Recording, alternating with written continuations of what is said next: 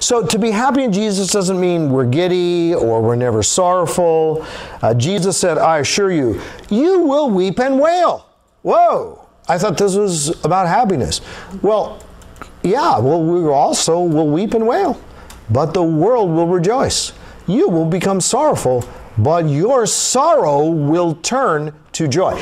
Now that's an amazing statement. I want to make several comments about this verse. I think it's very significant. Your sorrow will turn to joy.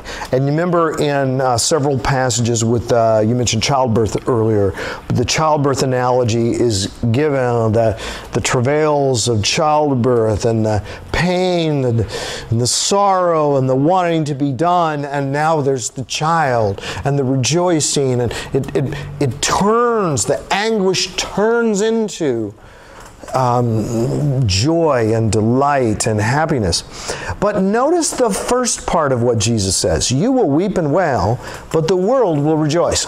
I don't know how many times I have read or heard, and I did a lot of research on this, people say, only believers can rejoice. Only believers can experience joy. Unbelievers cannot experience joy, therefore they can't rejoice. The best they can ever experience is happiness. So again, it's making this artificial distinction between joy and happiness. Well, the word that is translated rejoice here for the world, speaking of unbelievers, is exactly the same word that's commonly translated joy when it's being used, or rejoice, when it's being used of believers. So it's just, and then here's another one. When people say that, unbelievers are incapable of joy, as if that's a biblical idea.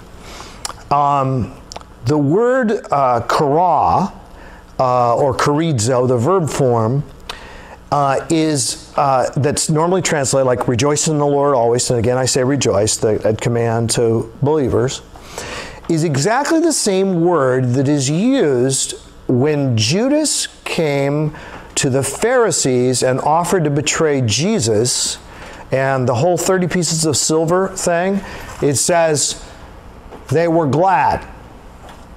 Well, guess what the word is? The word is that same word that's translated, they rejoiced.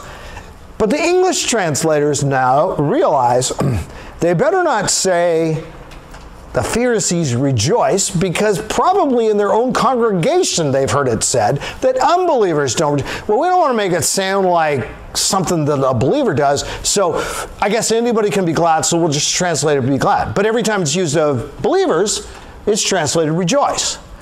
Well, that's no problem to translate it rejoice, but you could also translate it be happy, be glad, be merry.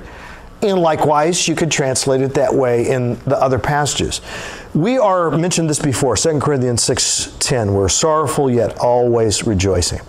Psalm 32:2, happy is the person whom the Lord does not consider guilty.